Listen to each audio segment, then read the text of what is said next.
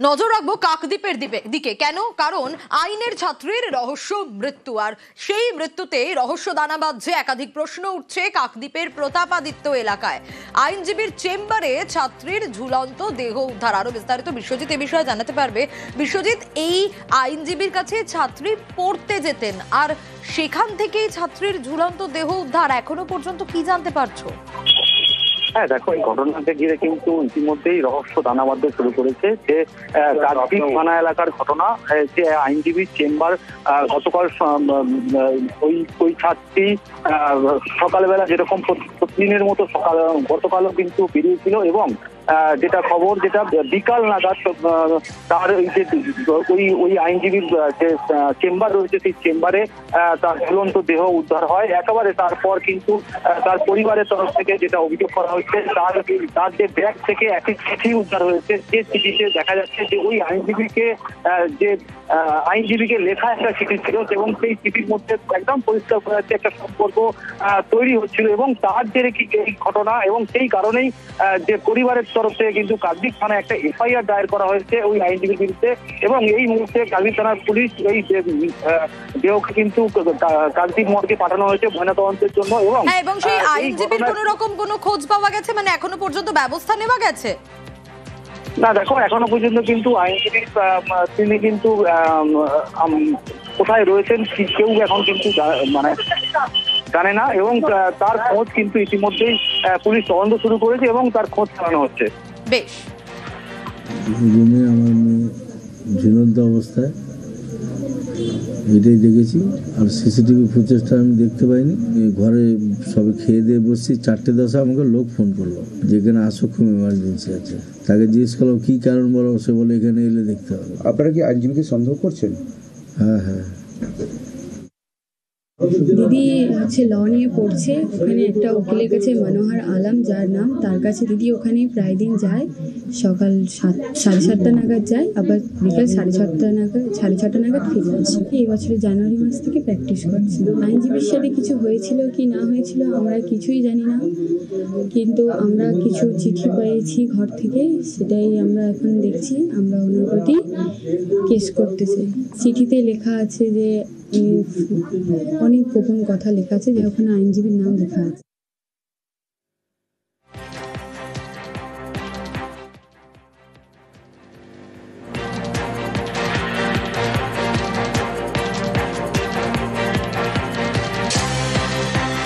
নজর এবার দেগঙ্গার দিকে। সরকারি খাল দখল দেগঙ্গায়। দিনে দুপুরে মাটি ফেলে ভরাট করা হচ্ছে খাল, আর পরে সেই জমি বিক্রির ছক।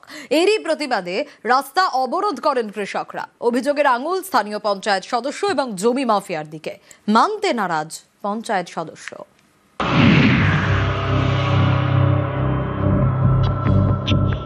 এটা সেচ খাল, জল নিকাশির বড় ভরসা। সেই খালি মাটি ফেলে ভরাট করা হচ্ছে। সকলে মিলে লড়াই করছি, করব। এরই প্রতিবাদে বুধবার বিক্ষোভ।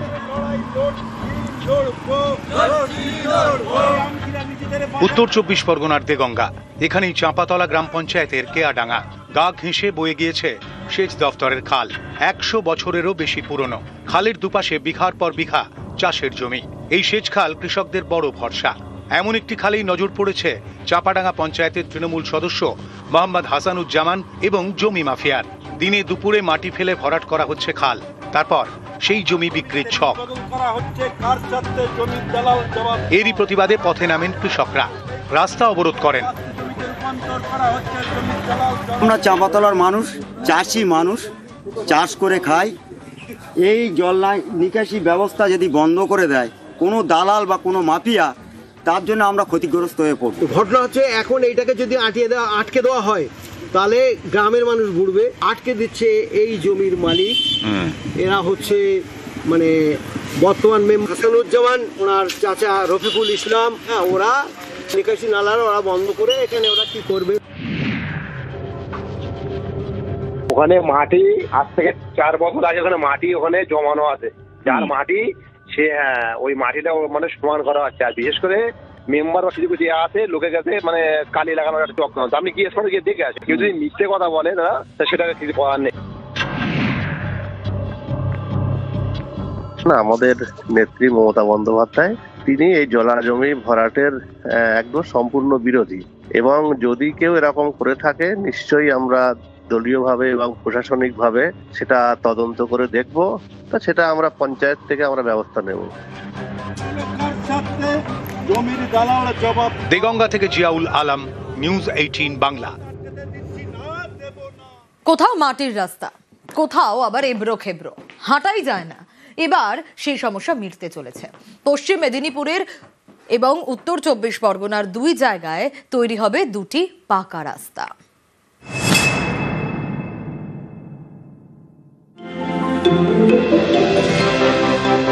এক সময় রাস্তা ছিল পিচের, স্থানীয়দের অভিযোগ এখন যাতায়াত করা মানেই দুর্ভোগ। এবার এই সমস্যা মিটতে চলেছে। উত্তর 24 পরগনার বসিরহাটে তৈরি হবে পিচের রাস্তা। বুধবার রাস্তার কাজের শিলান্যাস হয়। এটা অত্যন্ত একটা গুরুত্বপূর্ণ। 17, 18, 19 তিনটে ওয়ার্ডের মানুষ প্রতিদিন এই রাস্তাটা ব্যবহার করেন। প্রচুর মানুষের উপকারে আসবে। বসিরহাটের দিঘি রোড 2.5 কিলোমিটার এই রাস্তা তৈরির জন্য প্রায় 8,18,00,000 টাকা বরাদ্দ করেছে পূর্ত দপ্তর। আমাদের 17, 18, 19 নম্বর ওয়ার্ডের মানুষের লাইফের মেন যে রাস্তা, যার উপর এখানকার জীবনশৈলী নির্ধারিত হয়, সেই রাস্তা নতুন করে তৈরি করার শুভ সূচনা শুরু হলো, কাজ শুরু হবে। পশ্চিম মেদিনীপুরের ডেবরা 1 নম্বর ব্লক। এখানকার ভীমপুর এবং আমদাননগরের বেশিরভাগ বাসিন্দাই আদিবাসী। এই এলাকাতে ঢালাই রাস্তা তৈরি হবে, যা গ্রামের প্রথম পাকা রাস্তা। এখান থেকে নদী বাঁধ গিয়ে পাটনাও যেতে পারে। এখান থেকে আমাদের শিশু শিক্ষা কেন্দ্র আছে, সামনে একটা প্রাথমিক বিদ্যালয় আছে। এই রাস্তাটা হওয়ার জন্য অনেকখানি উপকৃত। স্থানীয়দের দীর্ঘদিনের দাবি গ্রামে পাকা রাস্তা হোক। অবশেষে আদিবাসীদের গ্রামে তৈরি হবে ঢালাই রাস্তা। এর জন্য প্রায় 28 লক্ষ টাকা বরাদ্দ করা হয়েছে। মানুষের একটা দীর্ঘদিনের দাবি ছিল, এর প্রধানের মাধ্যমে আমরা প্রপোজালটা নিয়েছিলাম। 28,01,882 টাকা বরাদ্দ হয়েছে, প্রায় 1 কিলোমিটার রাস্তা। এবং ডেবরা ব্লকের এই রাস্তা সহ আমাদের টোটাল 5টা রাস্তা স্যাংশন হয়েছে। এই প্রথম এই রাস্তার কাজটি শুরু হলো। উত্তর 24 পরগনা থেকে অনুপম সাহা এবং পশ্চিম মেদিনীপুর থেকে দিগ্বিজয় মাহালি, নিউজ 18 বাংলা। জলপাইগুড়ি মেডিকেলে আরো উন্নত ডায়ালিসিস। 2014 সাল থেকে বিনা খরচে ডায়ালিসিস পরিষেবা। এবার আরো উন্নত মানের যন্ত্রে ডায়ালিসিস। হাসপাতালের ডায়ালিসিস বিভাগ সংস্কার, একদিনে 25 রোগীকে বিনা খরচে ডায়ালিসিস। 5 ডায়ালাইসিস মেশিন, নতুন নিউ মেশিন, এবং যেটা আমাদের আগের মেশিনগুলো ছিল সেটা ফাংশনালিটি সেটা কমে আসছিল আর কি, এবং ঠিকমতো হচ্ছিল না। তার জন্যই আমাদের এটা রিপ্লেস হয়েছে নতুন মেশিনে, এবং যাতে আমাদের যারা পেশেন্ট আছে তারা যাতে আরও ভালো সুবিধাটা পায়। মোটামুটি কিরকম পেশেন্ট আসে এরকম ডায়ালিসিসের তো চাহিদা অনেক বেশি। তার মানে কি আপনার মোট 10টা? মোট 10টা। আর জেলার বাইরে অন্যান্য হাসপাতালগুলো জেলার মধ্যে মোট 3টে ডায়ালিসিস।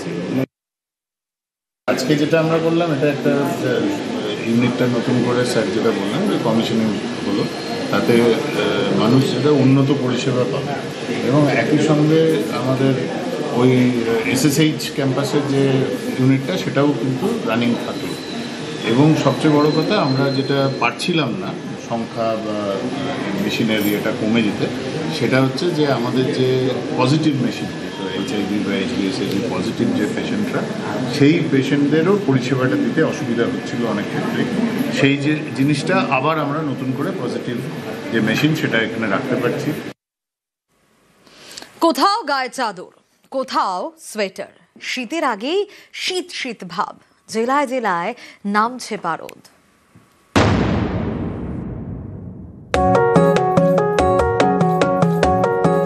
কুয়াশার চাদরে ময়দান, উঁকি দিচ্ছে ভিক্টোরিয়া। সন্ধে থেকে পশ্চিমী হাওয়া, রাতে গায়ে চাদর। শীতের আগেই কলকাতায় শীত শীত ভাব। বুধবার কলকাতার তাপমাত্রা নামে 17-র ঘরে, যা মরশুমের সবচেয়ে কম বলে দাবি আবহাওয়া দপ্তরের।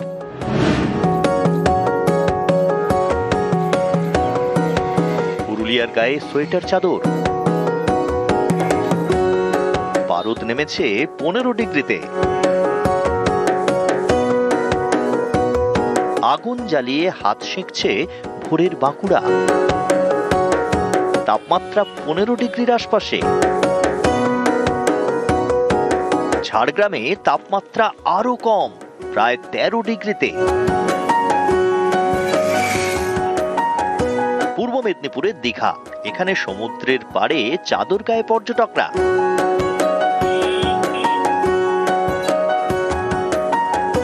উত্তরবঙ্গেও শীতের আগেই শীতের আমেজ। দার্জিলিং এ তাপমাত্রা 8 ডিগ্রির আশেপাশে।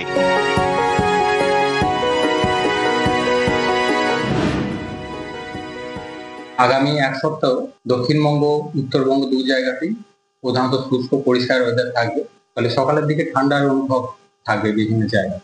মোটামুটি 17-18 তারিখ নাগাদ দিয়ে সামান্য একটু বাড়বে এবং উত্তরবঙ্গ তাপমাত্রা খুব একটা উল্লেখযোগ্য পরিবর্তন থাকবে না। আগামী 5 দিন তাপমাত্রা এরকমই কন্টিনিউ করবে। নিউজ 18 বাংলা।